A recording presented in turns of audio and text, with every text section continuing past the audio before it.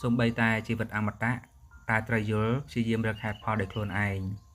ស្វែងឲ្យយល់ពិសោធន៍ឲ្យឃើញដោយខ្លួនឯងប៉ះពាល់ត្រូវដោយខ្លួនឯងទើបអាចទទួលផលបានគួរឲ្យស្ដាយព្រោះមនុស្សយើងនេះមិនដែលប្រព្រឹត្តតាមធម៌ឡើយឧទាហរណ៍ដូចជា 1. ព្រះពុទ្ធបញ្យល់ថាកំណើតជាទុក្ខតែយើងយល់ផ្ទុយពីធម៌ពេលដល់ថ្ងៃខួបកំណើតនាំគ្នាធ្វើនំផ្លុំទៀនស្រែកច្រៀងទៅវិញ 2. ព្រះពុទ្ធបញ្យល់ថាសេចក្តីស្រឡាញ់គឺជាទុក្ខតែយើងយល់ថាសេចក្តីស្រឡាញ់នឹងហើយជាខ្លឹមសារជារសជាតិនៃជីវិត 3. ព្រះបញ្យល់ថាឲ្យរស់ក្នុងបច្ចុប្បន្នសាងហេតុល្អក្នុងបច្ចុប្បន្នតែយើងច្រើនតែនឹកទៅអតីតកាលជានិច្ចហើយមើលទៅអនាគតដោយអវិជ្ជមាន 4. ព្រះពុទ្ធបញ្យល់ថាអ្វីៗក្នុងโลกសុទ្ធតែនៅក្រោមអំណាចព្រះត្រៃលក្ខណ៍ទាំងអស់គឺមិនទៀងជាទុក្ខមិនក្រោមអំណាចខ្លួន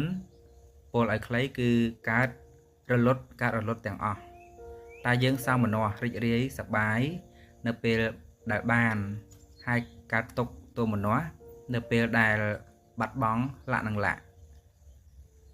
ចុះបើតែយ៉ាងនេះតើយើងទៅរស់នៅរកសេចក្តីសុខសប្បាយបាន